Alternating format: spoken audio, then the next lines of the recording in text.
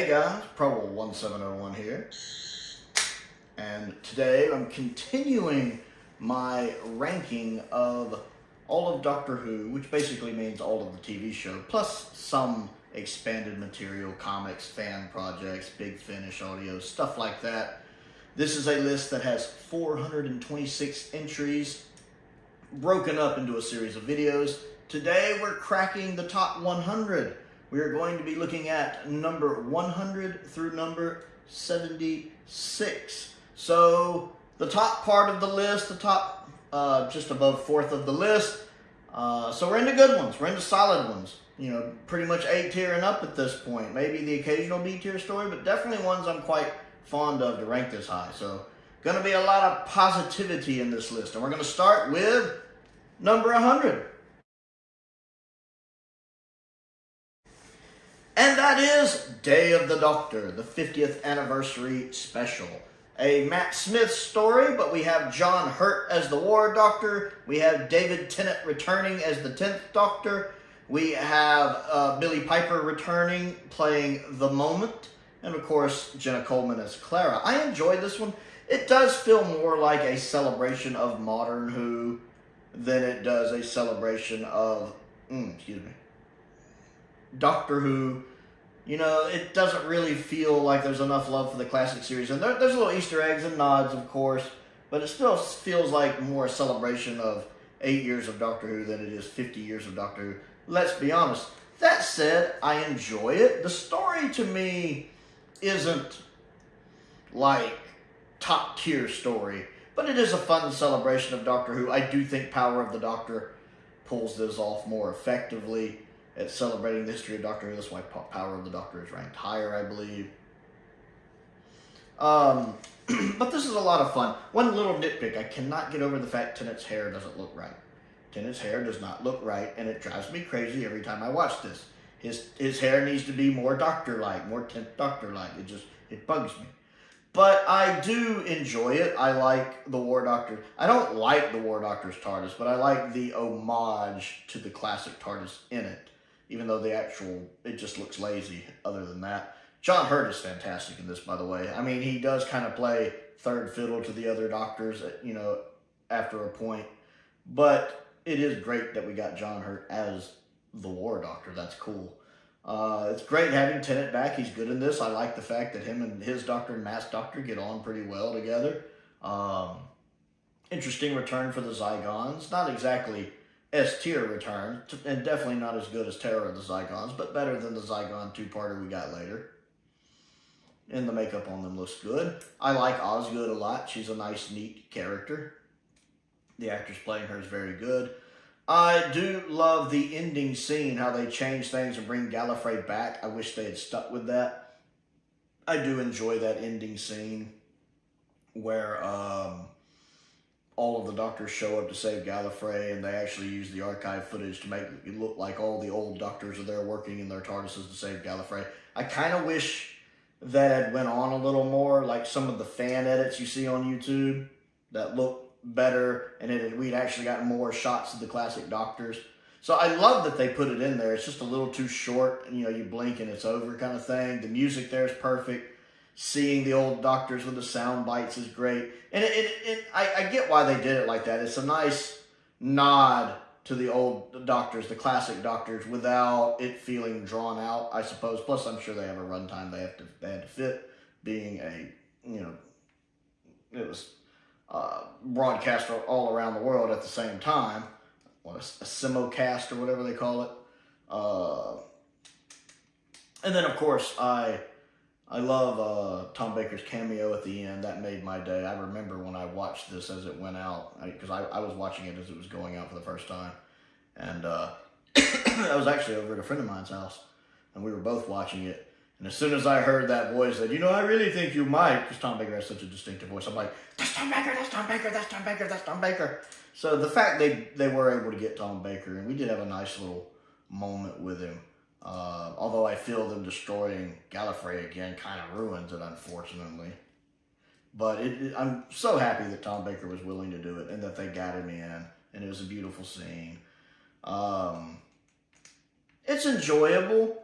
I like all the little Easter eggs. Of course, I catch a lot of them. But it's still not like a top tier plot, much like Five Doctors and even Power of the Doctor. You know, they don't exactly have S tier plots, but they're fun and enjoyable. And this is the same way. It's nice to see Tennant again. It's nice to see Tom again. It's even nice, you know, via archive footage to see all of the other Doctors again. That being said, I do think the special's not as good as the sum of its parts. I like little individual parts better than it as a whole. There are parts of this story I can fast forward through. I'm not saying I do, but I could. I'd be like, all right, let's get on to some of the good stuff. So it's not perfect, but I like it. I still like the 10th Doctor accusing Queen Victoria of being fake. Not Queen Victoria, Queen Elizabeth I of being fake. And when she's like, I am the real Elizabeth, he's like, right, backtracking. That's pretty funny. I enjoy that. It has some nice humorous moments in it. Next on the list is Demons of the Punjab. I like this story. I've talked about Demons of the Punjab a lot, so I don't want to just go on about it. But I do enjoy this one. It's probably the closest thing we've gotten to a First Doctor pure historical, probably since Black Orchid. And granted, while it's technically not a pure historical, in every other sense it really is, because the other aliens that are there are just there to be a red herring, just for you to think it's actually these things. When you turned out the villains are not these aliens, they're just there to observe and to kind of honor the dead. The villain of the story is history playing out, which was pretty much how First Doctor historicals were. Our TARDIS team ended up in a situation in history. They get caught up in events of history, which are usually not very good, and then they just have to get the heck out of there, and history plays out the way history does. And that's basically what happens in this story. They end up there in the middle of bad history. They have to get out of there. History plays out the way history does. So I really consider this really close to a pure historical. I think it's performed well. Love the guest cast. The guy playing the older brother, who is Yaz's grandmother's first husband, that guy's great. The actor playing him is fantastic. That confrontation scene he nails at the end, like when that one guy cocks a gun at him, and he's just like, really? Really? We worked together before. We made a good team. Great performance. But the actor playing the younger brother, too, also gives a good performance. The actress playing Yaz's grandmother, especially the younger version of her, she's great, more interesting than Yaz is, honestly, which is a little detrimental part of the episode. It's a Yaz kind of heavy episode, but I feel like the focus is more on her family than her. Although I do like that comment from the Doctor about careful, you're treading on your own history. That's a neat line. The Doctor herself in it is okay. Not great, but okay. She has some moments. I don't like her using the Sonic to loosen the rope. I just feel like she could have loosened the rope, but the Sonic can do anything now, apparently. And there is the huge plot hole of them not being able to figure out how the kind of priest character died. I mean, we find out later he was shot. But, they check him over and they don't see the bullet hole or blood and they have to do that, so again, it makes it look like the aliens are responsible, that he was killed by the aliens, who of course probably wouldn't use old school guns. Huge plot hole. Revenge of the Cybermen size plot hole. But I guess it kind of has to be there to make the story work. Although maybe if they'd done a couple more drafts, they could have come up with something. But other than that, ginormous plot hole. It's a very enjoyable story. Next on the list is End of the World, the second modern Doctor Who episode. I enjoyed this one because, again, no one really knew with that first series of Modern Who what this show was going to do. Was it going to soar? Was it going to crash and burn? I think a lot of people, fans and the people making the show, kind of waiting on bated breath, seeing what the response would be. So these early episodes especially are so very important. Rose, for example, very important episode. But I feel like this one also important because it has to keep that momentum going. This is also the first episode out of contemporary time, where they go to the future, our first episode in the future. And the episode pulls it off well. Some of the effects, of course, look dated by today's standards. This is an episode that if they ever do the modern series in the collection range, could use some updated effects. I think the effects were fine at the time. I'm not saying mind-blowing, but they were fine. And even today, you know, I can enjoy them. I mean, I'm sitting there going, these could use some updating, you know, some updated effects, but I'm still enjoying it. You know, for some reason, practical effects from Classic Who, even if they're not great, typically, not always, but typically, I can handle dated practical effects better than I can handle dated CGI effects. I don't know why. It just bothers me less with practical effects. But I do like the range of characters in this episode. A lot of them look very alien. We have the blue guy. We have Cassandra, even though she's not alien, she practically is. You have the wooden lady. I mean, you have the face of Bo. So you have a very big group of people that feel very alien. The people who run the space station who are blue are also very blue. I like the guy who runs the station. I mean, it doesn't end well for him, but the actor playing him does a good job. Same thing with the actress who does the maintenance. The face of Bo's an interesting character. I really like the actress playing the kind of wood lady. And I like the rapport between her and the Doctor, the almost flirty banter between them. That's interesting. I give you air from my lungs. I love how he came up with that on the spot. This episode has some humorous bits in it. And like when he first feels the shaking, he's just like, that's not supposed to happen. Like, wait a second. The bit when he does step through the fan at the end, when he closes his eyes, that's always a cool moment for me when he steps through. That's so cool to me. I absolutely love that moment. It's a solid episode. Rose panicking for the first time because she's starting to realize she doesn't quite know what she got herself into. Very similar to Belinda panicking in the Interstellar Song Contest. I like that when a companion kind of has a, wait a minute, I just ran away with this guy and I don't know if I have a way back. And how the Doctor calms her down by changing her phone to talk to Jackie. I really like that. I think it has I like the darker edge to this Doctor when he lets Cassandra die. Again, kind of showing this isn't your father's Doctor. But not straying so far from the character that it doesn't feel like the Doctor. This feels like a Doctor that's harder, that's been through stuff. And of course, I believe it's the end of this episode, we get the first reveal that he is the last of the Time Lords, that there was a war and that his world is gone. Now, we don't know who the war was against yet. I mean, we all can kind of make guesses. But he doesn't actually mention the Daleks here, just that his world is gone and he's the last of his people, which really raises the stakes and gives a new look at this character. I feel like the episode does a really good job of keeping up the momentum from Rose. And it's such an important episode and it needs to do that, and it does do that. So I feel like it succeeds in the things it needed to do. Next on the list is Earth Shock, the classic Fifth Doctor story. Now, I like Earth Shock. I think it's slightly overrated because of its ending. Again, I prefer the updated effects for this because, let's be honest, the original version has some very bad-looking laser beams. And we know how Prowl is about his laser blast. I need my laser blast to look good. So I do love the updated effects where the laser blast look better. And then the fact that it actually shows the ship impacting in Earth. It always bothers me at the end when the ship is supposed to be impacting with the planet.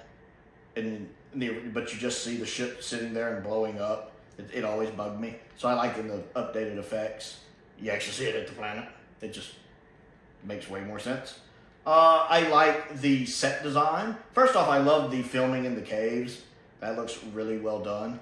I know there's a little bit of location work, I think, at the beginning of the story. It looks really good. The set design for the ship looks good. I like it. They do a good job of the way they filmed this episode of making it look like there is an army of Cybermen there. Like, no, I know it's Classic Who, and they can't just have, 30 Cybermen on screen at once, like, say, maybe they could do with, more modern technology with the modern show. But they do a good job of me feeling like there's an army taking over the ship, for the most part. I like that. The guest cast, again, I actually really like the actress playing the captain of the ship. I I've heard she was miscast and that she was a stunt cast. I have no idea who she is, but apparently she's a very popular British actress, and it was some of J&T's infamous stunt casting. And I know that I think the actress herself didn't even really know what was going on with the script, and I don't think she was too thrilled to be there. I've seen some of the blooper footage where she just seems annoyed. But I actually like the casting, because I like the fact that she doesn't quite know what she's doing. She comes across in the story as the character not quite knowing what she's doing.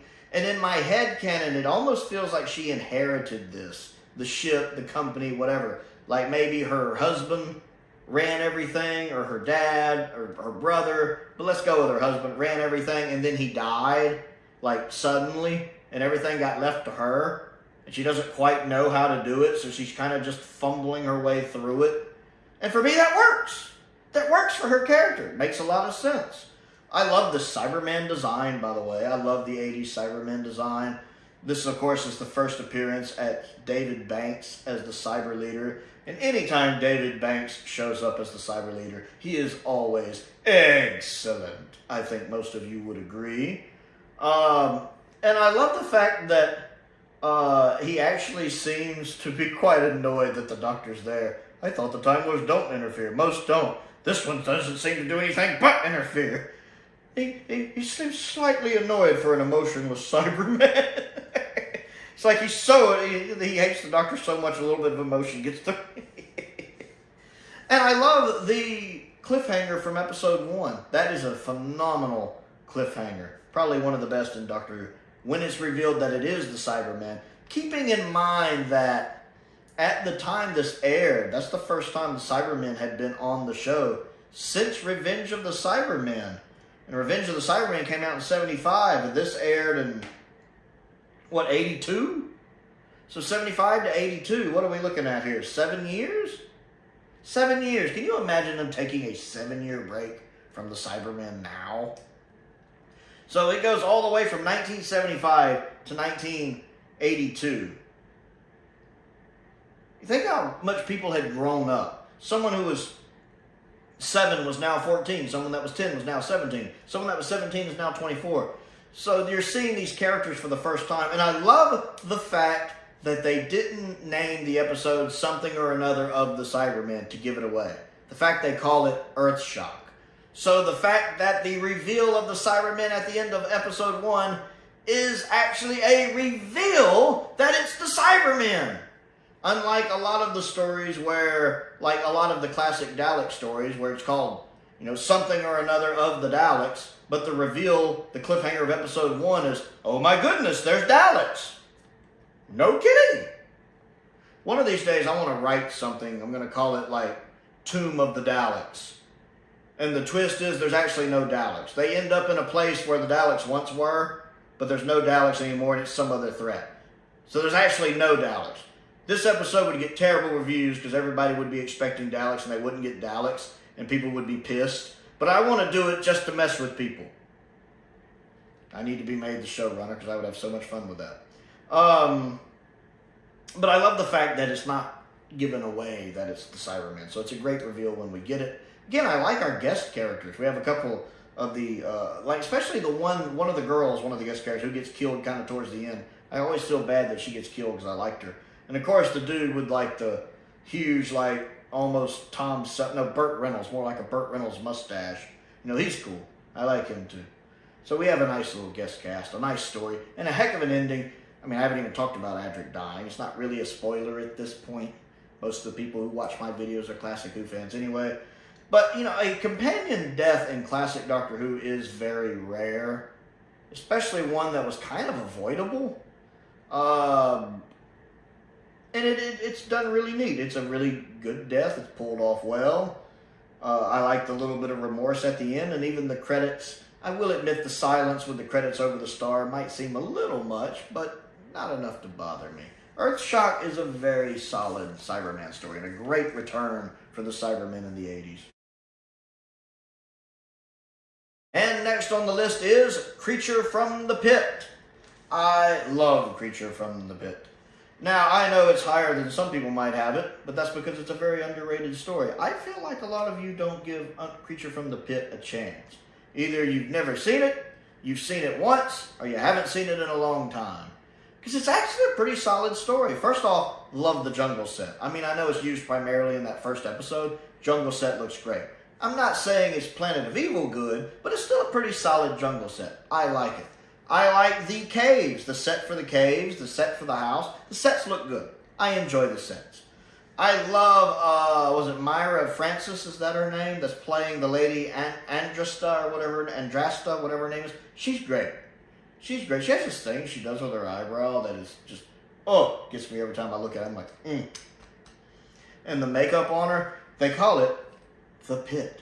I love her performance in this. And she comes across perfectly. It's perfect. It's a perfect acting choice.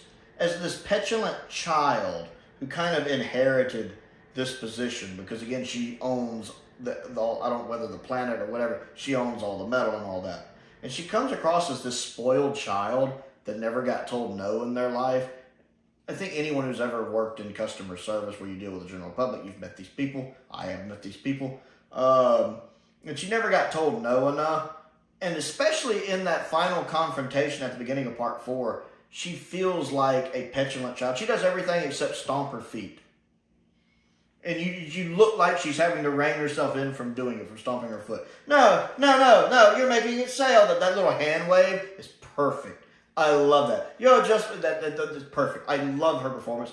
The guy who has the whip that runs the little plant things, he's good. He doesn't get a lot to do, but he's good. And then the kind of older woman that runs around, she's good. Love Lala Ward in this. I think this was the first one she filmed as Ramona. She does come across a little more like Ramona 1 here, because I think Lala hadn't quite figured out what she wanted to do with it yet. She was playing a little more like Mary. But also it works in context, because she does give a really solid performance, like when the men are threatening her, and she basically puts them in their place and has K9 come in. It's a really good performance from Lala Ward, especially the first half of the story. She's great throughout, but the first half of the story. The guy playing the old man who's down in the caves, he's hit and miss with me. I like some of the stuff he does. He's doing it a little too comedically, especially at the end when he pretends to be the soothsayer and he's crossing his fingers in that last clip. That's a little over the top for me. The first 3 episodes of this are really solid, with some nice humorous bits. Again, I like when the doctor is like, he's trying to read the book on how to like mountain climb or something, but it's in Tibetan, so he pulls out his Tibetan translation book. He's trying to hold both books while and of course, those are just things the 4th Doctor would have in his pockets. His pockets, of course, have to be bigger on the inside. So I just like, that's a funny moment for me. I enjoy that a lot. I like that K9 gets some stuff to do in this story. K9's great in this story. The 4th episode, the story does kind of fall apart at the end. Now, the beginning of the 4th episode, those first like 6 or 7 minutes are some of the best 6 or 7 minutes of Doctor Who. Like Tom Baker, like if somebody does a YouTube clip of like Tom Baker's best moments, more than likely that scene won't be on it. And that's just insane to me because they should be. Because Tom Baker, it's basically the classic Doctor Who equivalent of the Zygon speech, the Zygon inversion speech. Now, if you stack them beside each other, I'll say Peter Capaldi's speech is better. And even his performance is better, even though Tom's my favorite Doctor. Capaldi is definitely one of the best actors to ever play the role. I also think Tom is also one of the best actors to play the role, but so much of the 4th Doctor is really just Tom being Tom, let's be honest. I don't even know if there's acting involved. Tom just is the Doctor. But I do think that this is basically the classic Doctor Who version of that speech, and it's still amazing. It's quite arguably the most underrated speech in Doctor Who. I think you could also give that to the Doctor's speech at the end of Battlefield when he's talking to Jean Marsh. But I think this is a candidate for it. 'Cause I love when he's tearing into Myra Francis' character right there. And there's nothing in this forest but weeds, forest, and weeds. And, I love that whole bit. Did I have a care, Doctor? How about you have a care? Care about your people for a change. It's a fantastic speech. It's a fantastic speech. I love those 7 minutes, my favorite 7 minutes of the episode. That said, we have a couple problems we have to talk about. The creature design is, we know, and yes, it's problematic. It's not as problematic as everybody makes it out, because the scenes everybody cites are the two scenes that are the most egregious. You have that first time you see it with the arm. Yeah, that looks bad. And then you have the scene when Tom tries to communicate with it, and I'm convinced the behind-the-scenes people did that on purpose to mess with him. Yeah, those two scenes look bad. That's rough. There's a part there where you have to be like... That said, I don't feel like the alien after that is as bad as those parts. It still never looks great. It's still one of classic Doctor Who's weak creatures. It just is. It's one of those you look up at and can't they do some updated special effects? This is a story that could benefit from updated special effects. That's one that could definitely use it. So the creature effect is troubling. It is troubling. And then most of the final episode, it kind of falls off a cliff. Again, because the special effects need updating. Those first 7 minutes are good. Once the lady Andrasta dies, it goes downhill. The whole bit about the missile being fired, and then the alien and the Doctor using the TARDIS to divert the missile, those effects just look so naff, even by classic Doctor Who standards. We're talking Invasion of Time level bad, that it does hurt the episode a bit, quite a bit. Well, it hurts the episode specifically and pulls the story down some. Now, if this story ever got some updated effects, which considering we already got the box set, probably not likely anytime soon. But if it ever did, I think it could bump it up, because that's what it needs. It's just the effects failing it here, not the actual story. The actual plot of that final episode is fine. It's the effects hindering it. But if they could update those effects, and if the guy playing the kind of astronomer type wasn't quite so hammy with the role at the end, it would be a little bit further up the list. So it's this high on the list because of all of the positives I stated. But I really wish I could put it higher, but I can't because of those few negatives we just talked about at the end. I can't place it any higher. Next on the list is Enlightenment, a fantastic Fifth Doctor story, the ending of the Black Guardian trilogy, and of course the highest one on the list. We've already talked about the other two parts.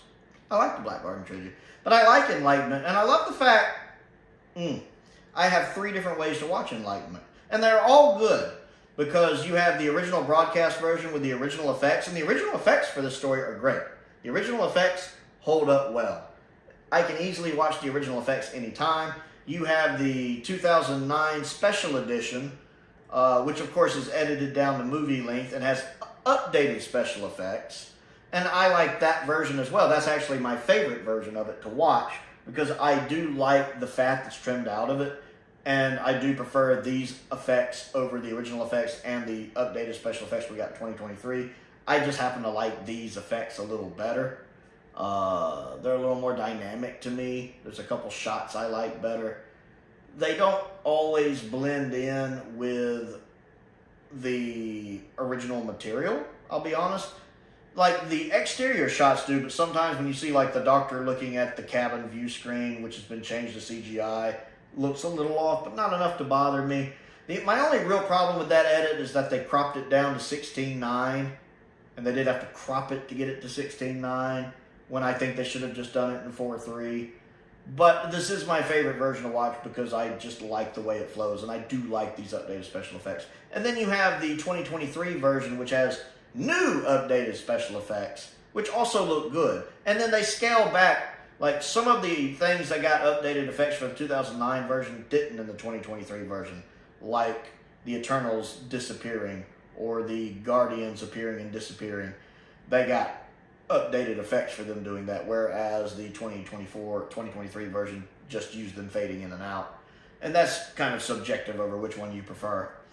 But I still like the 2023 version as well. So I like the fact I have 3 different ways I can watch this story and enjoy it. I like the fact Tegan gets a lot to do in this story. Janet Fielding puts in a really good performance. Same thing with Mark. Mark is putting in a good performance as Turlough, as it's about to drive him mad working for the Black Guardian in this.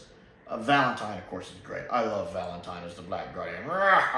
That voice of his is just so amazing. Even if he does have the bird on his head, Keith, I think Jess always calls the bird Keith. So I love Valentine. He's just amazing. And seeing Mark, I like how he has the choice at the end and he chooses to not give up the Doctor. I like that the Doctor had that trust in him.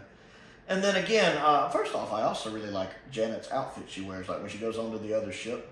That outfit looks very nice on her. But she does some good performances here. I like the actress playing the captain of the other ship.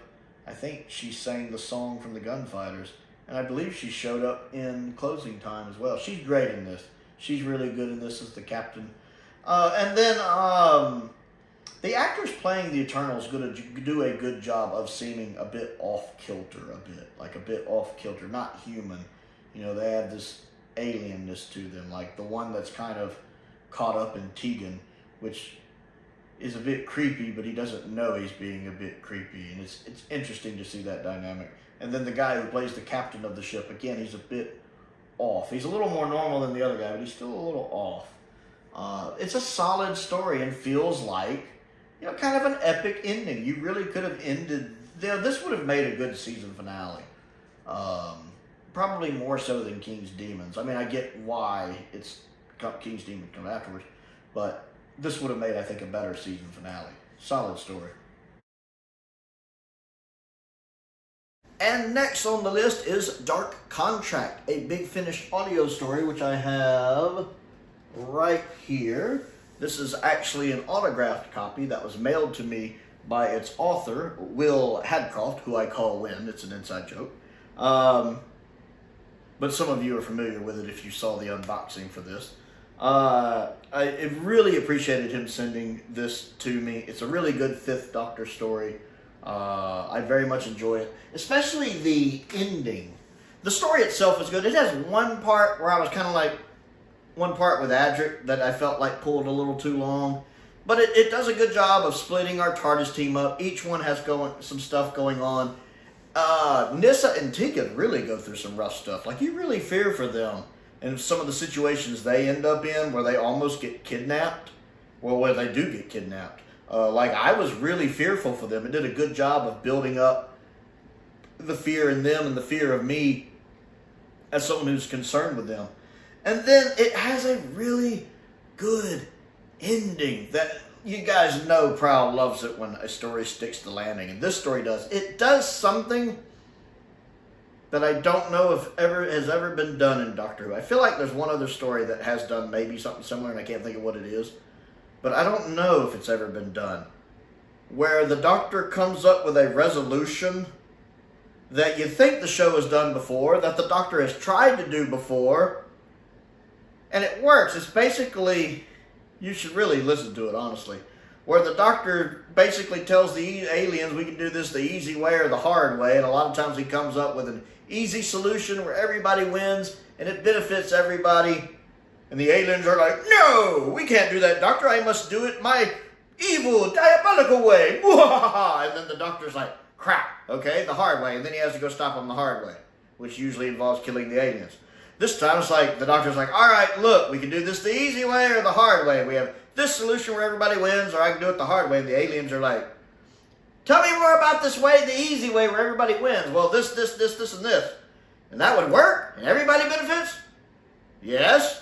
And the aliens are like, cool, let's do that. And I'm sure the Doctor's like, wait, what? Yeah, let's do it the easy way where everybody wins. And I don't know if there's another Doctor story that does that. And I love it. I love that ending. Just because I'm like, I don't know if that's been done before. Plus, it's a good ending. It's a really solid story overall. And again, it's not, it's an audio story, so it's just one person reading it. I forget who reads it. Does it say who narrates it? Matthew Waterhouse. Matthew Waterhouse narrates it. But especially considering it's not like a full cast big, I don't even think it's a Big Finish story. I think it's just an audio. Even though it's not like a full cast Big Finish, it's still really good. Matthew Waterhouse does a really good job reading it. It really pulled me in. Now, I've only listened to it the one time. I don't know how it'll hold up on a re-listen, but I really enjoyed it. Again, especially the stuff Nyssa and Tegan were dealing with, some of the stuff the Doctor was dealing with. And then especially that ending. Love that ending. Phenomenally good ending. Will, you did a great job with that one. Next on the list is Evil of the Daleks. Ah, David Whittaker and the Daleks. Yes. I love Evil of the Daleks. I mean, nobody writes the Daleks like David Whittaker. David Whittaker understands the Daleks better than anyone. They are manipulative, deceitful. They lie through their teeth. Well, if they had teeth, you know, figuratively speaking. And then once they don't have a use for you, they kill you. I like that. But they're also geniuses, clever, cunning. I like that as well. I just feel like David Whittaker gets them really well. And even though it's 7 parts, it fills out its runtime pretty well. You might could trim it down an episode, but it's pretty well. It's a nice introduction to Victoria. I like the actor playing Victoria's dad and the actor playing the professor, the one that's obsessed with turning, with alchemy. I think they're both good, even though we really only have the surviving episode 2. I love that surviving episode 2. Some of the best performing I've ever seen of Troughton in the role. That scene when he's slowly realizing who is manipulating them. Static? Did you say Static? And they knew about me. So by the time the Dalek walks out of the thing, the Doctor's not surprised. He's just kind of resigned to it. Like, yes. Oh, yes. That's perfect. A perfect performance from Troughton. So much of Troughton's Doctor is his physical mannerisms. I mean, his performance is always good, his vocal performance and everything, but his physical performance is so powerful. And you lose that with animation, because I've watched the animated episode 2, which is fine, but it doesn't compare to the surviving episode 2, because you get to see that physical performance. And even just in that scene, it's so good that I wish more. It's so frustrating that there's only 1 episode of Troughton and the Daleks that exists. Out of 13 episodes, we only have 1. I'm grateful we have the 1, but I really wish we had another one. At least another one. Now, the animation for the story is good. I do like this animation. I don't think it's quite as good as Macroterra's animation, but it is a step up from Faceless One's animation. And it's definitely one of the better animations, especially one of the better post-power animations. It's solid, it flows. I like the color version, I like the black and white version. It's solid. And then I like the story. And I like how it's broken up into segments. Part 1 is, set in contemporary times, well, for the time, contemporary times. And then you have several episodes that take place 100 years earlier in like 1866, where most of the story takes place. And then you have kind of the last 2 episodes taking place back on Skaro. So it breaks it up so it doesn't get monotonous being 7 parts. It almost feels like 3 mini-stories linked together in a seasonal arc in a way. The Daleks are great in this. I love the human Daleks. I love the human Daleks. Dizzy, Doctor. It's so interesting how you can, the difference between something being deadly, dangerous, and scary, and something being cuddly and adorable can be, with just a slight change in the inflection of the voice.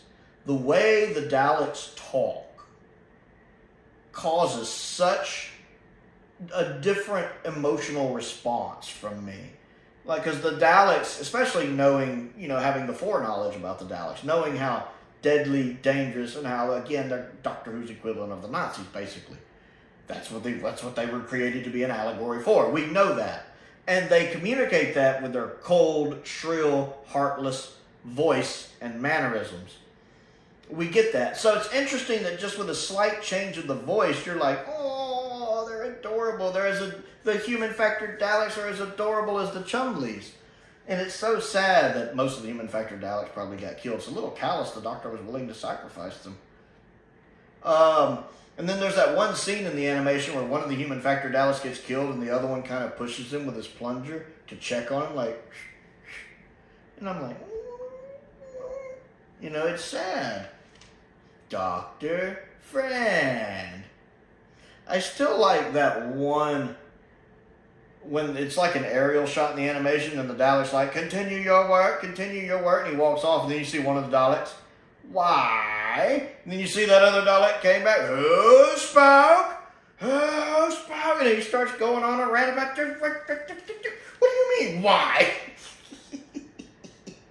I just love the idea of a Dalek, like, being shocked that someone would question orders, which probably would be shout. Keep doing that, keep working, why? What? What do you mean, why? Who said that? Who said, I love that. I absolutely love that. And then they really did a good job with the animation for designing, well, all of the modern times, the past time, and Scarro, especially Scarro. I love how Scarro looks. They do a really good job of also creating the Emperor's kind of throne room area, which was, I mean, just the original version of it from the photographs was really well done, really well done. And the animation does a good job of capturing it as well. The animation does a good job of doing that final battle in that room when all of the Daleks are fighting. That's done very well, very well. And then that final scene at the end when the Doctor's like, we've seen the end of them, the final end. I like how that's animated. It's interesting because I think I prefer like the first 5 episodes in black and white. Well, watching with the surviving episode 2. And then the last 2 episodes I think look better in color. That's interesting. But it's a solid story. Great performances. And once again, just proving to me why I'm such a huge fan of David Whittaker. Next on the list is Attack of the Cybermen. Now, I always prefer Attack of the Cybermen over Earthshock, but not by a lot. So I know when I'm ranking stories that involve the Cybermen, I know they're going to be close to each other. Always. So it's not surprising to me that they're this close on this list, because it's not that much more. But I do prefer Attack of the Cybermen. Again, love that Cybermen design. I do. Love having Lytton back. I like Lytton as a character. I liked him in Resurrection of the Daleks, and I like him here. And I like that much like the Doctor, we underestimate him here. And the fact that you learn more about him as a character and how he's actually doing the right thing, and how the Doctor tries to save him at the end. And then this could be the scariest glimpse of cyber conversion that we've ever gotten in Doctor Who, in the TV show proper. Arguably. I'm not saying it is, but arguably. Because you really see the process of them being converted. You see how it's affecting Lytton. Now, some of the expanded material has done stuff that makes it even creepier. And you could argue some of the mind control in previous stories and later stories make it creepier. But I think there's an argument to be made here for the conversion process. Very creepy. Also, this is the one where Lytton famously gets his hands crushed, which is still pretty striking, but not quite as shocking to me as it is, because it was something I always heard happen before I saw it happen. And it wasn't quite as graphic to me as I thought it was going to be, but still pretty graphic for the time, for the show, and pretty interesting. I like the side story with the guys who work on Telos trying to get away, the ones who've been partly converted. That scene when he takes the glove off, this is what happens to the reject. That's pretty terrifying. So I like the little side adventure going on with them, even though they don't end up making it. I like that we actually get Terry Malloy without Davros makeup on in this one. We actually have Terry Malloy in part 1 of the story, just as, without his makeup. That's pretty cool. I'm glad he got that. And I liked his character, so I felt really bad when his character got killed pretty much right at the end of part 1, or the beginning of part 2, whichever it is. I did like the cliffhanger, because, of course, this is the season with a 45-minute format. I did like the cliffhanger for part 1. I like the location work, a lot of location work, especially down like in the sewers. I think that's actual location work. I like the Doctor trying to fix the TARDIS and it's still appearing in all the wonky different things it was. That's funny. I also like the fact that I feel like Colin Baker does have a much better grasp of the part here, probably because he's got better material to work with. Because again, Twin Dilemma just does not do the Sixth Doctor any favors, and so many people. I think a lot of people like to watch a Doctor's first story and their last story, and so a lot of people saw Twin Dilemma and they were like, Whereas, and I think a lot of people think that all of the Sixth Doctor's era is the Twin Dilemma, which is certainly not the case, and I feel like Sylvester McCoy gets the same kind of problem with that. But even by Attack of the Cybermen, the Sixth Doctor's written much better. He's toned down. I mean, he's still a bit bombastic, but he's much better in line with being the Doctor than he was in the previous story. Him and Perry are getting on better here. Even though they still have their issues, they're still getting on better here. Again, love the location work. And then the story has a nice resolution. I don't really care for the ballerina ice dancers. They don't work for me. And I know the actresses were actual, I think, ballerinas. Their performance is fine. It's more their costume I have issues with. And the fact that they don't have any old school Mondasian Cybermen, even though they're back on Telos, whichever it is. I mean, this one's very lore heavy. If you don't know all the lore, there might be some stuff going over your head, and they couldn't exactly just pop back in time and watch Tomb of the Cybermen here, since it hadn't been found yet, and since home media was still kind of in its infancy here. So very lore heavy, unlike now, where if they make references to Classic Who, you can pop on the internet and go, But I would have liked, I don't like that all the Cybermen waking up are the Earthshock Cybermen. I mean, I'm sure they didn't have the costumes to do the Mondasian Cybermen. I understand from a behind-the-scenes budget point of view, but from an in-story point of view, I'm like, I wish I could see a Mondasian Cyberman. It's just a little nitpick with me, but it's still a very entertaining story. Next on the list is Shada. I love Shada. Now, I don't watch Shada as much now because I have watched Shada a lot. So I'm a little burned out on it because back when it first came out, I just watched it all the time. And then, of course, I've seen the episodic version on the season 17 box set. I always wondered why the original release, they just edited it into like a movie format instead of doing it in 6 parts like they should have, which is the way I prefer to view it, in its 6 parts. But one, I just like Shada as a story. I mean, it's a very clever story, possibly a bit confusing. It's Douglas Adams. It feels like a Douglas Adams story. It has his humor, which I adore. I'm a big Douglas Adams fan.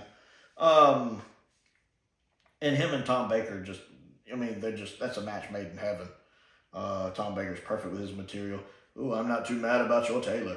The location work looks fantastic because it is the original film element, so that's true HD. Looks absolutely gorgeous. Love having David as Professor Chronosis. He is great, and or Sally Avon, whichever one you want to call him. He's great. He's great as the Professor. I love him as the Professor. And I love just the Professor as a character. How he's so forgetful. It's like the Time Lord that's so old he just doesn't keep up with anything. And I love the scene. I know some people don't seem to like this.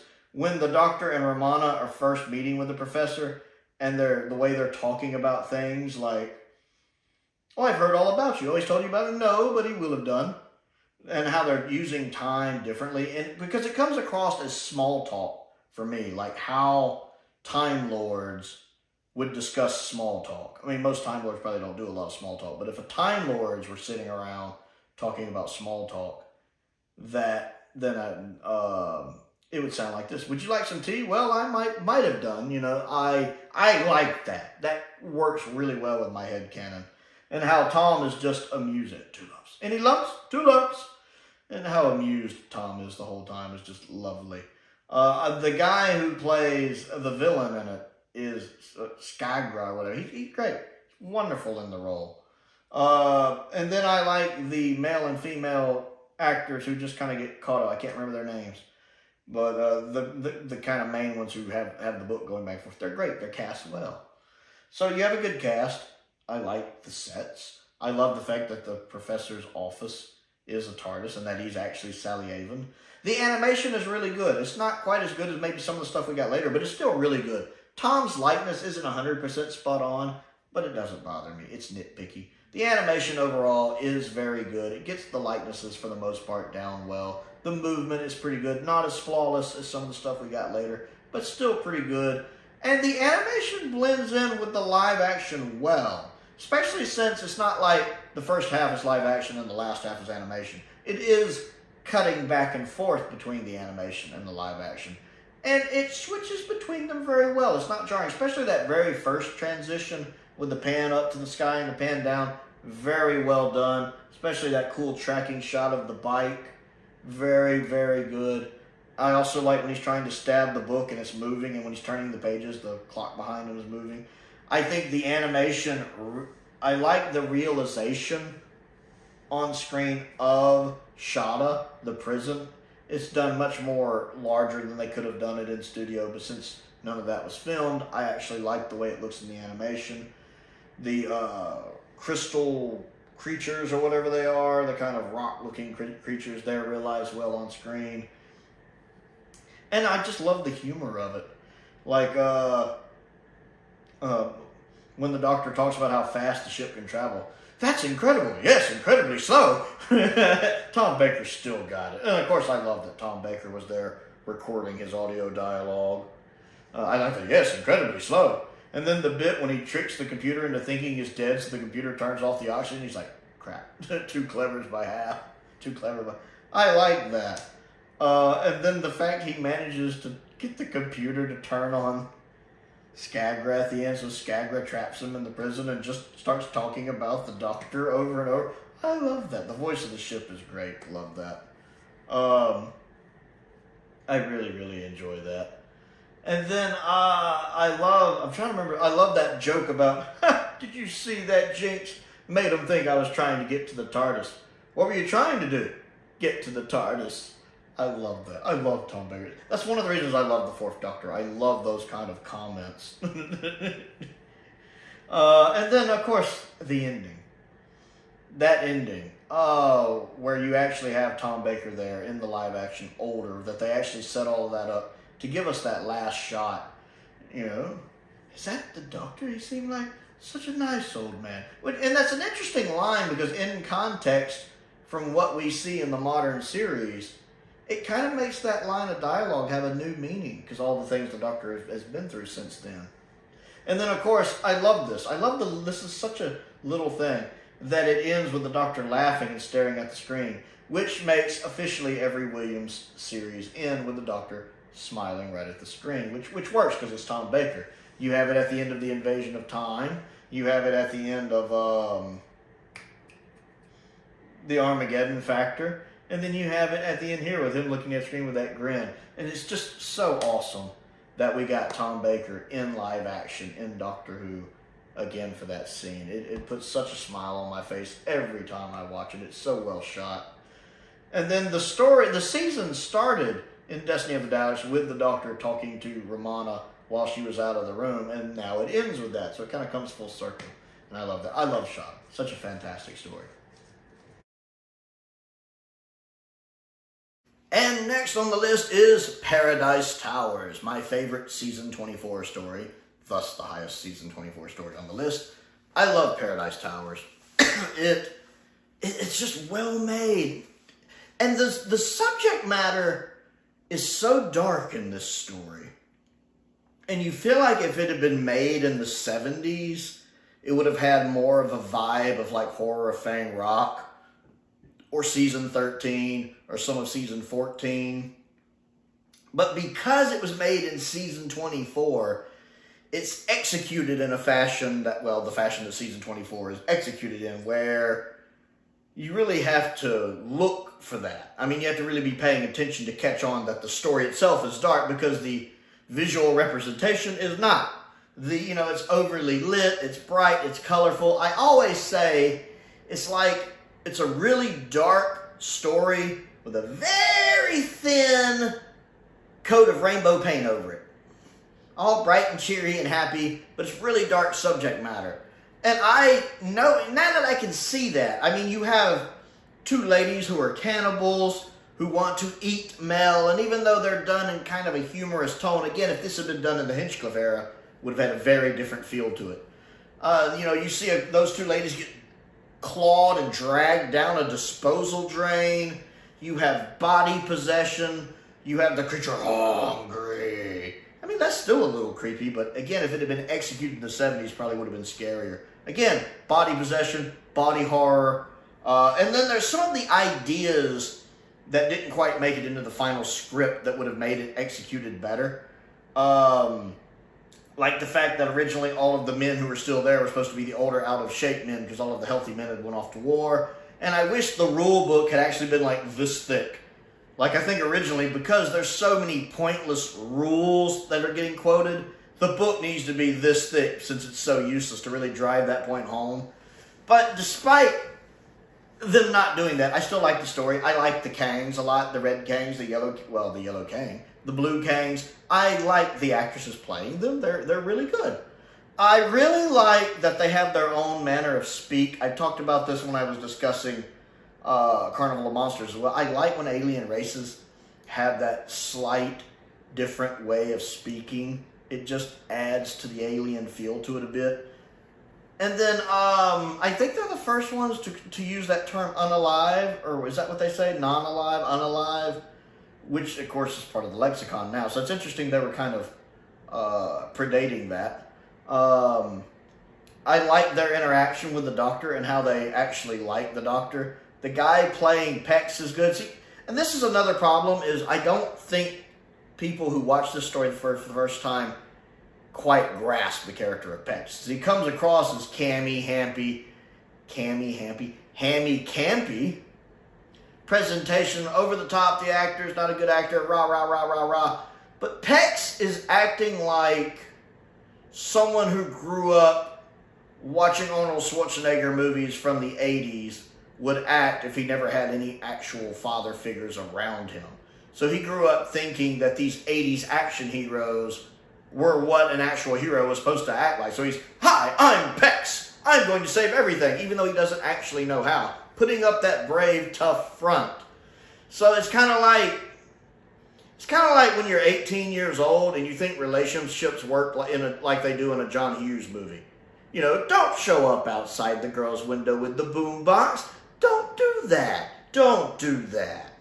So it's kind of like that here. You grow up thinking, well, if I just act like, Arnold Schwarzenegger, for an example, or Sylvester Stallone, I'm Pex.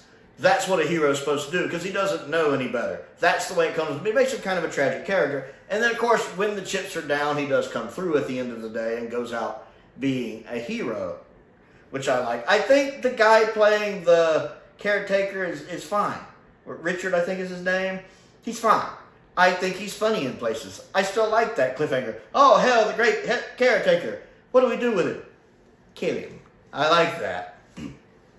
My favorite scene, though, with him is when his, second in command kind of questions something he tells him. And the look on Richard's face, his character's face, the caretaker, is that he's so aghast that any one of his men would even dare question the most minor thing. That look on him when he's... If I were to stand here and quote to you all of the rules and regulations you just violated, just that little bit of lip quiver that he does is just, it takes that moment and makes it 1,000 times better. I love those little touches like that. A little touch can make a scene so much better. And just that just complete look of just being aghast that he would question. If I were to stand here, like he's reining himself in, I love that. I love that. Now, I understand the argument that once he becomes possessed, it's kind of like a caricature of, I must find. But I'm fine with that, because in my headcanon, okay, you have an entity that hasn't had a body for a very long time, finally gets a body, that it's not even its own body, it's having to learn how to work it. Imagine if you haven't had a body for 1,000 years, and then you finally get a body, and it's not even your old body, it's just another body. It's gotta take you a minute to get used to it. Even the Doctor takes a little bit of time, usually, to adjust to a new body, sometimes more than others. So I'm fine with the performance. I mean, I can understand people's complaints about it. I totally get them, and I'm not saying they're not valid. I'm saying it doesn't bother me personally, because in my headcanon, I can make it work in a way that's satisfactory to me. Again, the sets are fine, but they definitely look like sets. The cleaner machines are not that intimidating. They remind me of the war machines from the War Machines, which are also not that intimidating. To be fair, machines like both of those don't really have a weak point. Like, if one of those is barreling down on you, it makes me think of Galaxy Quest. Hit it in its weak spot. It's a rock. It doesn't have a weak spot. It's kind of like that here. Hit it in its weak spot. What weak spot? So while they look comically silly on screen, I can't get over them, I can't honestly see them being effective, because how do you stop that thing unless you have like a rocket launcher or something? Kind of like Arnold Schwarzenegger in Commando, yeah. Also, the bit with Mel and the pool doesn't really work for me. I think just the way they filmed that's not a good... Like, how do you miss that thing? How do you swim around in the pool and not see this giant... Again, great story, not the best execution, but still my favorite of the season. And I think it's good, but it's the story carrying the execution on its back. Next on the list is The Chimes of Midnight, a very famous 8th Doctor story. I like this. I forget which companion's with him in this one. But I like that he's having to deal with all of the events going on in this house, where the house itself gets involved, because the house is like alive, which I guess is spoilers. And then, of course, everything's being drawn around this one maid. People are being drawn into the story itself. I love the beginning of the story, too, where the Doctor and his companion are almost unstuck in time. Or as Zathras would say, he has become unstuck in time. That is what Zathras would say. Now, I do mean Zathras, not to be confused with Zathras, and certainly not to be confused with Zathras, who was quiet one in family. You are understanding. You are seeing. I love Zathras. And Zathras, to be honest. So, the beginning of it, when they're kind of in this area where, say if they knock a jar over and they turn around, the jar's back up. Like, nothing they do has any effect. It kind of reminds me, actually, of part 1 of the Space Museum, when they jump a time track, and they're kind of outside of time. And the part 1's that. It kind of feels like this with The Chimes of Midnight, where the first part of the story, which would almost equate to like the first episode, basically, where they're unstuck in time and trying to solve it. And then something happens and they actually get drawn into the story. And it's an interesting... I need to listen to it again. The details are a little sketchy on my mind. I've only listened to it the one time. This is one I really wish I had a physical copy of on audio, but... For the record, that audio is expensive, and I can understand why no one has sent that. I don't blame you. That's expensive. Maybe I just need to get the novelization at some point, because the audio is really, really good. McGann's putting in a good performance. Whoever's playing the companion's putting in a good performance. The guest cast putting in a good performance. It's an interesting story, very well written. A lot of neat ideas going on. And then I like... Ooh, I got another crick in my neck. That happens. It only happens when I'm recording. I forgot where I was going. My mind's wandering.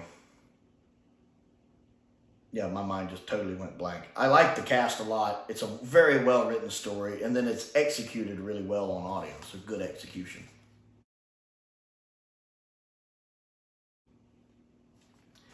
Next on the list, sticking with Paul McGann, is the TV movie from 1996. I love the TV movie. There's no other piece of Doctor Who quite like it. There's no other piece of Doctor Who that looks quite like it. It has its own unique visual style. It very much looks like a product of something from the mid-90s. I like the fact that it's shot on film, even though it was edited on videotape, I know. But I like the film look of it. Love Paul McGann as the Doctor. Paul McGann is fantastic as the 8th Doctor. I like Daphne as Grace a lot. I'm really not too into Lee's character. Nothing against the actor playing him, but just the character doesn't do much for me. But Grace is good. I love Sylvester McCoy in the brief time we get with him. Personally, I love his outfit and the hair he's doing. That's cool hair. He has a sharp look to him. I wish we'd had him in more of the story, but we need to have McGann as much as we can in the story. Again, it was an interesting choice to start with the 7th Doctor and have him regenerate. And I understand why they did it, because back then there's no way, much like how they showed Sylvester regenerating into Sylvester, basically, in Time in the Ronnie. Because back then, you would not have dreamed of just not showing a regeneration. I think the TV movie is what taught them the lesson of when they started the modern series. Instead of starting off with a regeneration, they didn't want to confuse an audience, especially a brand new generation of people watching. They just started off with the 9th Doctor. And I think, in retrospect, they probably would have done that with the TV movie. if they had known how that was going to go. Because again, you're introducing to a new audience, especially with it being co-funded here in the States, also being meant for not just a UK audience, but a US audience. But again, they just wouldn't have dreamt of doing that at the time. And don't get me wrong, again, love McCoy. What little bit of we get with him in the movie, he's great. I absolutely love him. Really like Eric Roberts as the Master. I feel like he doesn't get enough credit. He's not my favorite Master or in my top 3, but he's good. I like some of the scenes when he's, again, still trying to figure out how to work his new body. He's adjusting. And then some of the humor in there, you kill me. You want me to kill you. That's funny to me. She kisses as well as me, as well as you. I like that. And then he gets a little hammy toward the end of it, but it's I always dressed for the occasion. But again, the Master, sometimes the Master can be a bit of a showman. Misty's a bit of a showman, show person. So yeah, it works. I enjoy, again, the TARDIS interior. One of the best TARDIS interiors we've ever had in the show. It actually looks like a home, more so than any TARDIS. Also, I think the first Time Raider we had that extended to the ceiling, and I love that in Doctor Who. Love the music, the incidental music. This version of the theme is good, and then the incidental music is really good. I especially love that theme that plays. I think the first time you hear it's when Sylvester McCoy is working the controls when everything's kind of going haywire. Love that music. And then I love the confrontation at the end when the Doctor's chained up and the Master and him are having that back and forth, and he manages to trick the Master in admitting to Lee about all of his lives being wasted. All your lives! Did you tell him I'd stolen your life? That whole exchange is awesome to me. It's my favorite Paul McGann scene. He's just amazing. When he's yelling at the top of his voice, this is my life, this is my TARDIS. I love all of that. All of that. And I like the fact that the little thing the Master has on his head just looks like a torture device. And like, you figure they could have made it clean and sci-fi, but instead, it's like the Master purposely put a painful one on him. It just looks so creepy and uncomfortable. I like it. It's got its flaws. It definitely has its flaws. We won't talk about the half-human thing. And it's definitely a little more action-oriented than you would think it would be. There's definitely some American influence in there for certain. But it's still, despite its flaws, it's a solid piece of television and a unique piece of Doctor Who. Next on the list is The Ark. Now this is another one I'm like, do I have this placed too high? Is it my nostalgia creeping in for this one? Because this is the first Doctor story I ever owned. The first one I bought on DVD. One of the early first Doctor stories that I saw. Because when I first started getting really active on the channel, my one weak spot in classic Doctor Who.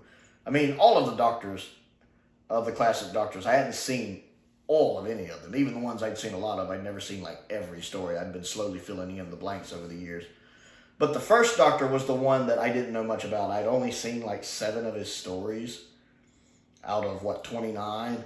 And The Ark was one of those original, 7. And so I have a fondness for it. I do like the design of, the Metalloids or Metroids or Mongoloids or whatever they're called. I like their design with the eyeball. I think that's a neat 60s kid show design. It looks really good. It's really aged well. And I think black and white works really well for it. I like the fact that it's Dodo's cold that causes all the problems. I like when the show remembers that the only reason stuff like the common cold doesn't kill us is that we've built up an immunity to it. So the idea of going to another planet and something that's nothing to us could cause such a problem somewhere else, because again, they're not immune to it. Again, that very War of the Worlds ending, except for in this scenario, we're the aliens. So I like that, and I kind of wish Doctor Who would do something like that again sometime. The show doesn't really touch on that. I guess maybe the TARDIS fixes it nowadays. I don't know. But it's neat to see that. And then I love the episode 2 cliffhanger, because there is a nice twist in this story, but instead of coming toward the end of the story, it comes literally halfway through the story, because this is a 4-parter. And it's interesting because you could have done this story instead of as a 4-parter, as 2 2-parters, even with a story in between. Kind of like Mythmakers and Dalek's Master Plan. You know, not Mythmakers. Mission to the Unknown and Dalek's Master Plan. Like you have Mission to the Unknown, which is basically a prologue to Dalek's Master Plan. But then you have Mythmakers, then you have Dalek's Master Plan. You could have done that. You could have had the arc part, you know, the first 2 episodes, and then you could have had another story in the middle, and then you could have had the last 2 parts be another story, like Return to the Ark, or something like that. And it would have worked, because there is that huge gap in time between part 2 and part 3, and that cliffhanger at the end of part 2, when you see the statue, and it's been changed to like the Mongoloid, or whatever they're called, is really neat. And then I like the ending when they arrive on the planet as well. It's a really well executed story. It's another one of those I need to give a rewatch. And another one of those stories that, again, started getting me into the first Doctor era. Next on the list is Megaloss. Yes, that's right. Megaloss is in the top 100 for me. I love Megaloss. My only complaint about Megaloss is that it needs to be like an episode longer. The ending's a bit abrupt. And I'm always like, that's over? And it's not like Deus Ex Machina, it's over, I'm disappointed. Even though it kind of is that. It doesn't feel like that. It's just, I was enjoying this so much, I don't want it to be over yet. I wish Megaloss was at least 1 part longer. Because I love it. It's the one time Doctor Who actually has, well, I won't say the one time, but the best time when Doctor Who has the lead actor playing 2 roles, and it makes sense because it's part of the plot. Now, to be fair, the Rebel Flesh and the Almost people do that with Matt Smith as well, where he's playing the Doctor and the Flesh looking like the Doctor. But I still like it better as a story here. Plus, it's interesting seeing Tom Baker in the cactus makeup. I wonder how much he hated having to do that. That just doesn't strike me as something Tom Baker would like to do. But he pulls it off magnificently. So I like that the Tom Baker's running around in dual roles, because, again, that's part of the plot. The Megaloss is deliberately disguising himself as the Doctor. I also love the fact we have Jacqueline Hill back, of course. Not playing Barbara this time, but, of course, playing a different character. But it's lovely to have her back in Doctor Who again. I like the story. I like the one guy with the glasses who kind of is being used by Megaloss. We don't see him much, but he's fine. The guy who's kind of the leader of the bandits is good. I enjoy it. Maybe it needs a little updated effects, but not really. It's fine for the most part. I think it's got one little part that might need some updated effects. That's about it. I like the idea of Megaloss trapping the Doctor in the time loop, and the Doctor and Romana having to figure out a way to get out of it. I love this story. I'm not saying it's S-tier story, but I love it. If it's a filler episode, it's one of the best filler episodes. I enjoy it. Just wish it was like an episode longer. Next on the list is The Face of Evil, possibly the most underrated story of season 14. It kind of gets lost in the shuffle of some of the other stories. The introduction to Leela, so I'm assuming this is Chris Boucher we're talking about here. I like Chris Boucher. Of course, he's great on Blake 7 as well. But I like Leela a lot. I really like Leela. She's one of my favorites. She's like top 5 companions for me. Louise is just great. I love her in the role. I like the dynamic between the Doctor and Leela, even though some people today call it problematic, where he's basically her teacher. He's trying to civilize her, because she is a bit of a savage, let's be honest. So I actually like their kind of mentor relationship. I think it's done better between the 7th Doctor and Ace, but it's still done well here. I love the set design. That, again, that kind of jungle set. I don't know if jungle's the right term, but you know what I mean. That landscape set. Not quite as good as, say, Planet of Evil, but still really good. You have me convinced you're on another planet. The set when they're inside the ship is just kind of, and I don't like the outfits that they have, the aliens who live inside the ship wearing. The outfits don't work for me. Also, the model of the mountain that's the Doctor's face looks very much like a styrofoam or cardboard or plaster or whatever it is. It doesn't look real. It looks like a model. And that's not quite convincing for me. But again, willing suspension of disbelief. Love there's room here for some updated effects, I'll be honest, especially with the laser blast. But the original effects do work pretty well.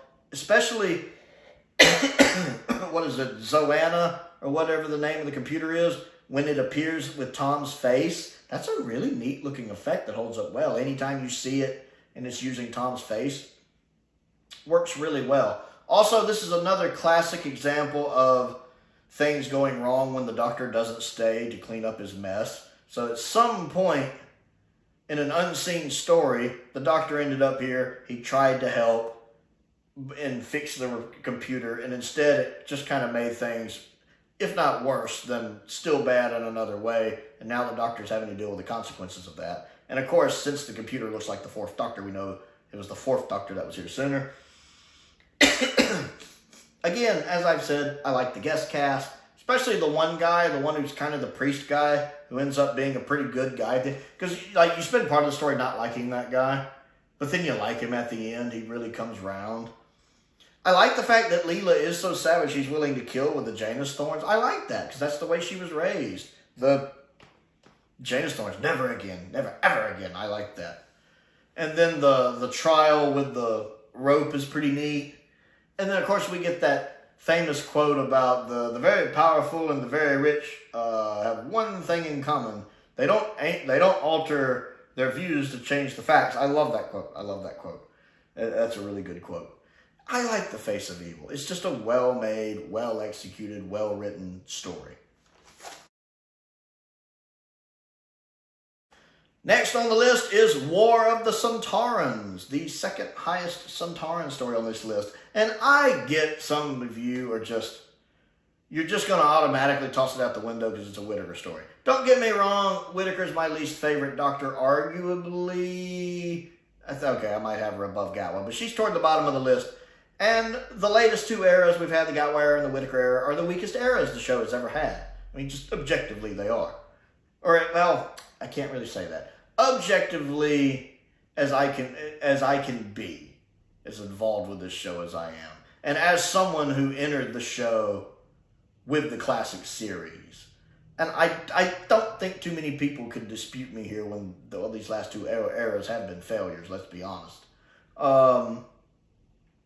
They've been pretty weak. But I'm not going to write off an episode just because it's in her era. Both eras, the Gatwa era and the Whittaker era, have solid episodes, including good episodes, even S-tier episodes. I will argue the Gatwa era at least has one S-tier episode, and I think Whittaker's era has multiple S-tier episodes. And I think this is still a good episode. Again, I rank this considerably higher than I do Sontaran Experiment, and that's from one of the two greatest seasons the show's ever done. I love season 12, but I like this episode. I like that we have the technology now to realize an army of Sontarans really well. They've never been realized better on screen when you're dealing with an army of them. And seeing that battle between the English troops and the Sontaran enemy on screen is cool. It's neat to see. The makeup of the Sontarans looks better than it ever has in the modern series. I like their armor being back to silver, the way the head makeup is done. They look great. The actors, playing the Sontarans, fantastic in the role. I like the showdown between the leader of the Sontarans and the Doctor. That's done really well. Why did you come here? I wanted to ride a horse. That got a chuckle out of me. I'm not a big fan of comic relief Sontarans, but every now and then it's done right. I will admit I do like Strax in a bubble, even though he kind of messes up the Sontarans in the classic series were a legitimate threat. And I feel like they kind of get back to that here. There's a couple jokes, but they kind of really get back to that here. Just like the fact that, the one Sontaran redeems himself. I asked for whatever it is. Granted, he kills him, because that's what he wanted. I like how the Doctor fixes it. It's a little Deus Machina and too easy, but it makes sense in Sontaran lore. It kind of reminds me of how he beat them in Sontaran Experiment. So I go fair enough, gets a pass. Then you have the one British soldier he's kind of a prick. I mean, you understand why he feels the way he does. He just watched all of his comrades get killed. But at the same time, I don't like the fact the Doctor gets so furious with him, because again, this Doctor is very morally dubious. How dare you do all that and kill all those Sontarans when You know, in Flux, she also kills a bunch of Centaurs, Daleks, and Cybermen. Very dubious, this Doctor. But the sets look really good. Again, considering this was filmed during COVID, everything still looks really good. The CGI looks really good for what looks like location footage. Also, the actress playing the kind of doctor there, I know it's not Florence Nightingale, but whoever she is, the actress playing her, really good as well. It's a really solid story. Now, the bit with Dan in the present and him just happening to be at the right place at the right time is a bit coincidental. Also, the fact he's able to sneak past all the Centaurans to get into that command room is plot convenience. Plot happens because plot needs to happen. There's definitely some flaws in the writing there. But overall, it's a solid adventure. It's one of the 2 Flux episodes I like to go back and rewatch. Next on the list is Logopolis, Tom Baker's final story, which again might be a little higher than it deserves to be because it's a B-tier story at best, but I do enjoy it. I feel like it's not the best regeneration story, but it's certainly not the worst regeneration story. It's kind of in the middle of the pack. But as a Tom Baker fan, I do like it. I like he goes out saving most of the universe. I especially like the updated special effects on the box set, so that the whole Pharos project doesn't just look like a model. It does punch it up, you know, and really make it feel, I don't know, just a little better to me in those climactic scenes. Great to have Anthony Ainley back. I like, and by back, I mean this is like his second story. I like how it just shows the Master in shadow for like the first 2 episodes or so. You only see him like from a first-person point of view with that kind of creepy laugh. They do a good job of actually trying to make him scary here. The Watcher is an interesting concept. That's a very interesting regeneration. I like the incidental music in this, especially the regeneration music. I love that really neat camera shot when Tom first falls and the camera pans down like this. That's a very unusual shot for classic Doctor Who. Classic Doctor Who doesn't do a lot of moving shots because it's back when we had the multi-camera format, so it's usually static shots. So that was a really neat technical shot to get in classic Doctor Who. I like that we get him remembering previous enemies and previous companions. The regeneration itself is neat, like a cocoon, you know, butterfly, caterpillar to butterfly. Pretty neat. Not the best, not the worst, but pretty neat. I like it. Logopolis is a concept I don't quite buy, where you keep the world together with mathematics.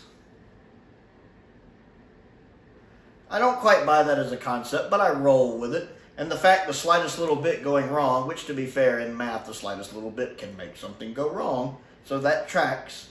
I'm glad Nyssa came back. I like the introduction to Tegan. It's kind of neat seeing Nyssa and Tegan running around with 4. I mean, we had Nyssa and Keeper of Traken, but it's kind of neat seeing 5's TARDIS team with 4 in this story. It's actually quite interesting. I like Logopolis. It's not the best. It's not the worst. Solid B tier for me. Next on the list is The Sunmakers, Bob Holmes. Mad at his taxman. I enjoyed this one. I like the drab scenery. It has this very boring, everybody's stomped down, no emotions, dragging their feet, just feeling like a cog in the machine look to it. Which, come to think of it, I can kind of relate to in 2026. I take that back. I actually really enjoy my job. My main job is actually pretty cool. But I think a lot of people can relate to it. But I like that drab. You know, the subject matter lends itself to the budget here, with everything being very basic and boring and uninteresting. I could imagine in my head this is what an accountant's office and building would look like. Drab, boring, uninteresting. You know, just workers going about. Almost an Orwellian feel to it in a way. A very dystopian future. I like the cast. The guy who's the one worker who tries to jump off, he's pretty good. I love having Michael Keating in this, having been watching Blake 7. I appreciate that even more. And I know one of the girls who guest stars in this also guest stars in an episode of Blake 7 from Series 2. I like the guy who plays the guy who talks like this, the collector type guy. He's good. I enjoy him. And then the guy who plays the kind of gatherer is hamming it up a little bit. But it's still pretty good. I do like that he's nowhere near as smart as he thinks he is. He thinks he's got this kind of overflated sense of self, which I like. The bit when they pick him up and throw him off the building and he's just is kind of a little camp. It's a lot different in the novelization when it's written a bit darker. It's fine, but it's a little better in the novel. Tom's performance, of course, is great. Tom's just killing it in a lot of this. Leela is great. Louise is killing it in this. We get some stuff with K9 in this. And then I just like the story itself. It is great satire about taxes. And the older I get, the more I can relate to it. Especially now that I have to deal with this whole property tax stuff. Next on the list is Destiny of the Daleks. Why is Destiny of the Daleks so high? It's just got a nice rewatchability factor to it. It's not a top-tier Dalek story. The lack of budget is showing through. The fact that the Dalek props are old and knackered is showing through. The mask not fitting Davros is showing through. The lack of special effects in places is showing. I mean, all of this is present. And yes, all of that, it can be problematic. I do prefer to watch this story with the updated special effects. The DVD release did get updated special effects, which are carried over to the Blu-ray. So I do watch it with the updated effects. That way, at least the Movellan weapons fire back now. I like the Movellan design. I actually like the Movellans. I do think there's a huge plot hole with them having such a weakness that the little bars at their waist are how you deactivate them. You think you'd be like a Terminator and put like your CPU or something in your chest where they can't get to it, but no, it's just hanging on their hip where anybody can go, whoop! Big design flaw there rolling off the assembly line. But let's ignore that. Other than that, I like their outfits. I like the actors playing them. They do a good job of convincing me they're androids. Granted, I think Douglas Adams forgets that the Daleks aren't exactly robots in this, but I do like the idea of them locked in that stalemate because they're both thinking so logically that neither of them can think outside the very small box. So they're locked in this deadly stalemate. And the fact that the Doctor and Davros, both being geniuses, click onto this immediately. I love the bit with the paper, rock, scissors. I know a lot of people said it don't really fit. It doesn't really fit. But I like it. And I like the way Tom does it. Paper beats rock. Rock beats scissors. Rock crushes scissors. When he gets that kind of to it. Rock crushes scissors. Scissors cut paper. I love that. I love that scene. When he first realizes they're on Skaro, I like that reaction. And yes, I love his, oh, look, rocks. They're in a quarry again. Romana gets some stuff to do in this. I like the guy who rescues her, who's also a prisoner. The bit when the Daleks are executing the prisoners and they're just kind of laying down, like one guy gets shot and he's just like, not quite convincing. Probably my least favorite portrayal of Davros. Again, I don't really think it's David Goodison. Is that who played him? I don't think it's his fault. I just think the mask needed to fit better and the voice needed to be better. Again, I like the enhanced audio on the Blu-ray as well. But this one's fun. It has a strong rewatchability for me. It's comfort watching. Is it? I mean, it's B or C tier Doctor Who, but because I'm always happy to go back and rewatch it, I like it. Yes, the sets look naff. The location work, they're obviously in a quarry. This is budget Doctor Who, even by Classic Who standards. And the Daleks tell Romana to move about 73,000 times in that Part 1 cliffhanger. But it's fun. It's enjoyable. I like it. Tom's fun in it. Next on the list is The Impossible Astronaut and the Satan Pit. A great two-parter. One of the highs for Series 2. Series 2 is a mixed bag. It has low lows and high highs. And this two-parter is definitely one of the high highs. I mean, you have a couple little issues, like some of the special effects have dated badly. Even the Beast, which still looks okay, doesn't look great. This is an episode that could use some updated effects. Other than that and the fact I'm not a huge fan of the Ood, I just don't like their design. That's a subjective thing. I just don't like their design. But the way they're used in this story, very effective. Love having Gabriel Wolf back playing the Beast, especially since, you know, they've never quite established, they've never quite established if somehow the Beast is connected to Sutek, because Sutek is also called, like, the Beast, the something or another Beast, I think. So if there's some kind of connection between them, since, according to Doctor Who lore, they're both inspirations for the devil. Pyramids of Mars mentions that, and this story mentions that for the Beast, that's where like our Legend of the Devils come from. But I love that they got Gabriel Wolf back.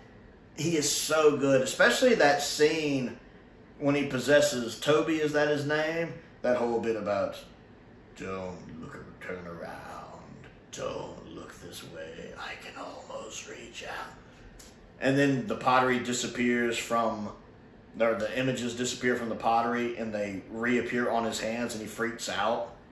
That's a truly stunning moment. That's like, I think on one of the behind the scenes things, someone once compared it to Noah pulling out his hand in the Ark in Space. And that's the perfect comparison. This is like the modern Who equivalent, I can't talk, of that, with the symbols appearing on his hands and him becoming possessed, which is a great performance by him. Again, I like the guest cast. The guest cast, having a good guest cast means a lot, and they usually nail that pretty well.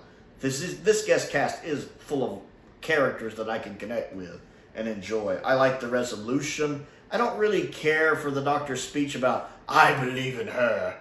But he has other speeches. I love the fact when he's lowering himself into the pit and he unhooks the thing because his curiosity, he's got to know.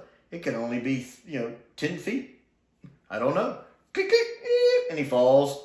That's pretty cool. And you find out that that's a prison that, people made long ago to keep this thing in prison there. And the fact, the only reason the creature loses is because he gets too cocky too soon and he gives himself away. And Rose is like, bye-bye.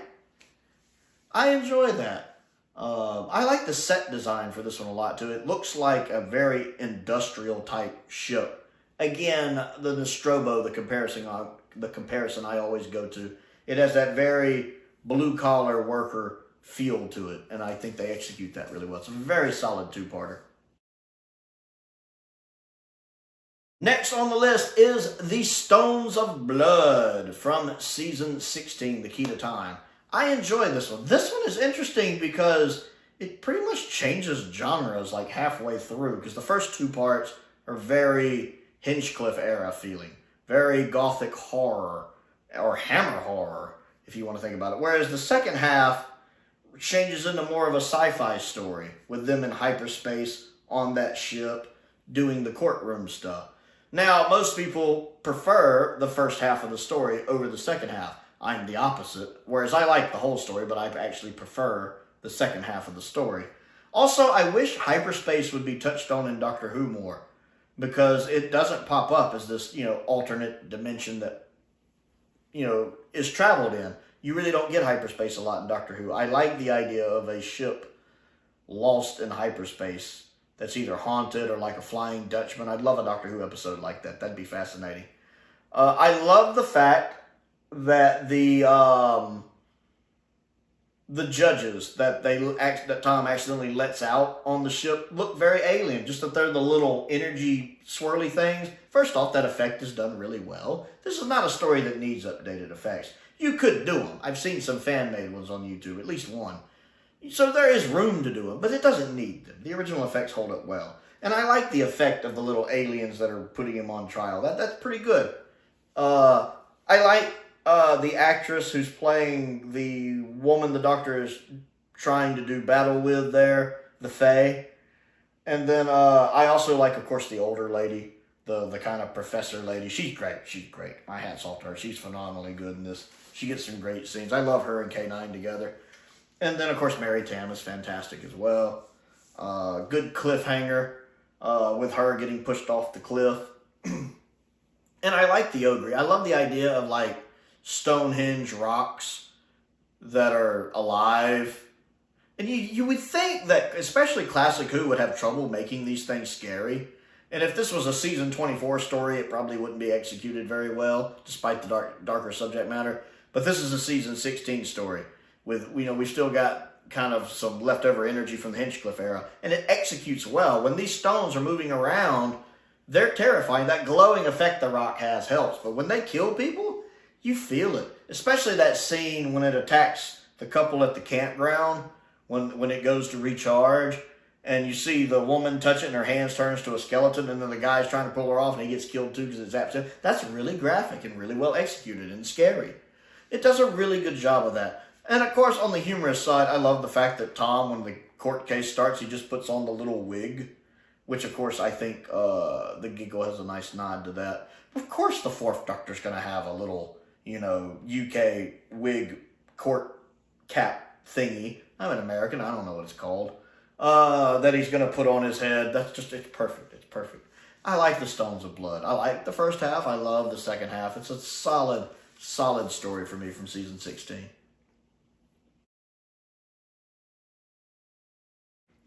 Next on the list is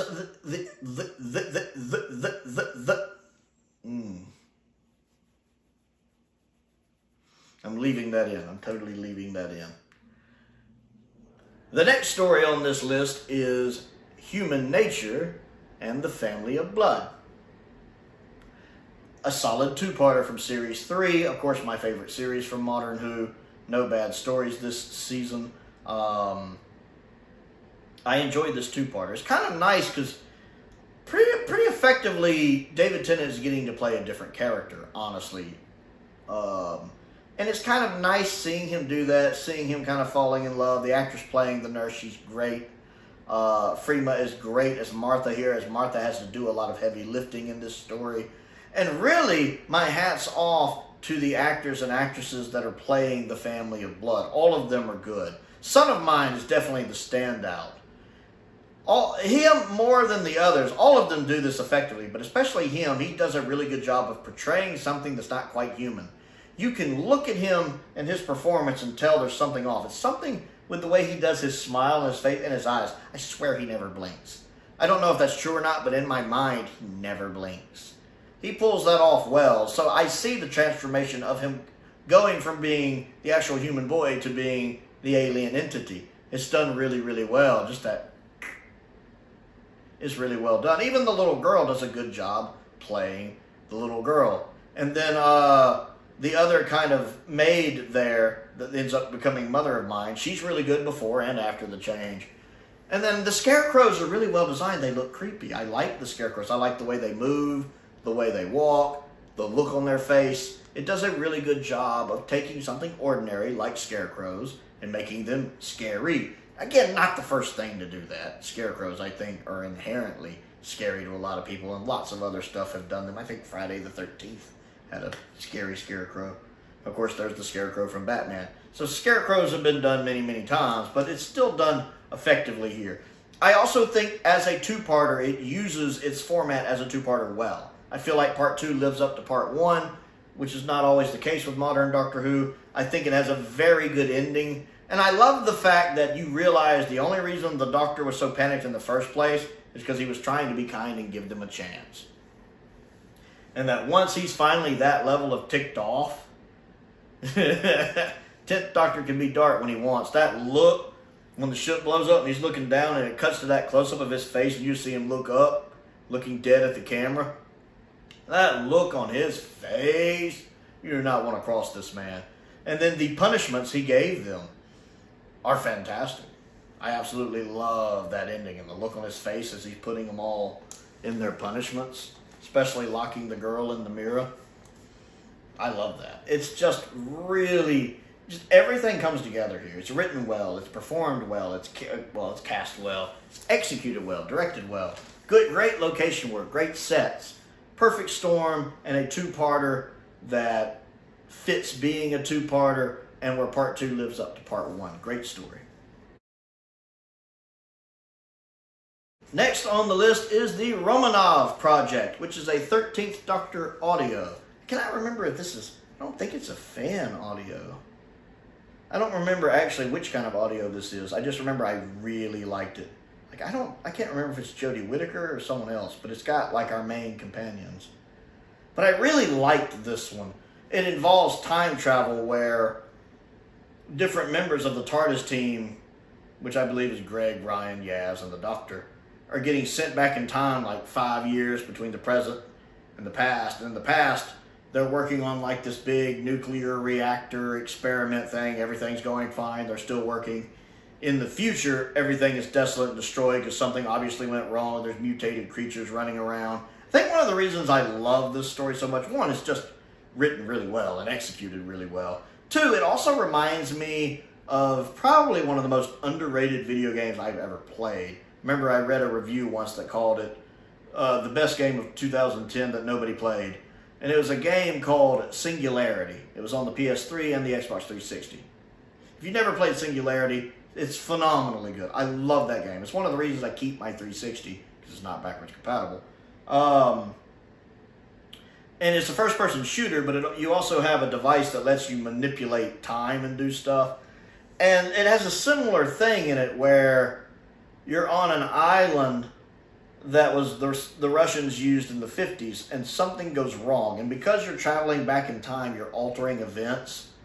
And when you're in the past, the island is still at work, mining is still going on, Russian soldiers. In the future, the island is desolate, destroyed, something went wrong, and there's alien creatures running around everywhere. I love this game. And immediately I click with this Doctor Who story because it makes me feel just like that game. It makes it easy for me to picture what's going on. And, they're trying to figure out what happened in the past to cause what's going on in the present and resolve it. And it's executed really well. I like the ending. It's very easy for me to visualize this story. That's why it ranks so high. I still can't remember if it's a fan audio or what. I can't even remember if it's a full cast or if it's just someone reading it. I think it's a full cast. I need to listen to it again because I really enjoyed it. There's a reason why it ranks this high. And it just goes to show that the 13th Doctor in expanded material, when she has someone who can write for her well, can actually be pretty good as a character and as an era. It's impressive how many expanded media stuff they've done for the 13th Doctor that's actually came off pretty well, in my opinion. This is an excellent example of that. And next on the list is The Rescue. I adore this story. This is a solid two-parter that uses its runtime well. It only needs to be a two-parter. It's short, it's sweet, it's effective. It feels like it doesn't need to be longer. It doesn't need to be shorter. It's a great introduction to Vicky. I like Vicky a lot. Maureen is great in this role. Vicky is what Susan should have been, which is nothing on Carol Ann Ford. It's just the way Susan was written. Vicky is just written better as a character. I like how she's performed. And I love the fact that her and the First Doctor form such a good rapport so quickly. I love the interactions with Vicky and the First Doctor in this. Like when Vicky's upset with Barbara and the First Doctor is calling her down. And again, you have seen the First Doctor really transform into this kind man, this kind of grandfather figure. And he does kind of act as a surrogate grandfather for Vicky since she is an orphan.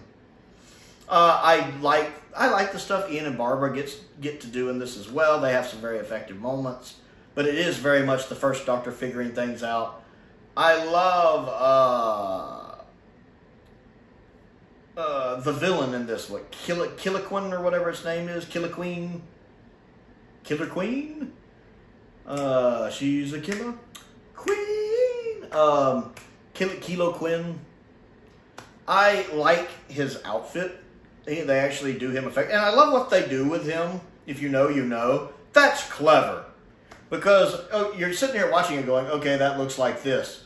And you actually find out, oh, it actually is that. That's meta. I like that. And I love when the Doctor confronts him when he's in that chamber. I've been waiting for you, or I've been expecting you, or I've been wanting to talk to you. Whatever it is he says, I love it. Hartnell's great in that dialogue. I really like the ending of this one. And it's a solid two-parter. Very, very solid two-parter. So, I want to know what you think of the stories we discussed in this video and what you think of the ranking series so far. Comment down below. Let's talk about it. Don't forget, my P.O. box is down there. If there's anything you'd like to send me to look at and review, would love to get some more standard edition sets. If anyone would like to send one, I still need 17, 24, 20, and 15. Would love to get another one to add to the list. Or if you want to send some non-Doctor Who stuff you think I might be interested in and want me to check out. I also have a link to the Amazon wishlist down there and the Amazon UK wishlist down there as well. A link to the Patreon is also down there where you get early access to videos and exclusive videos as well. I want to give a shout out to some of my top tier patrons, Colin Coney, Finn Perkins, Androzani Major, and Unknown 289. I appreciate their support as I do the support of all of my patrons. Most importantly, thank you for watching.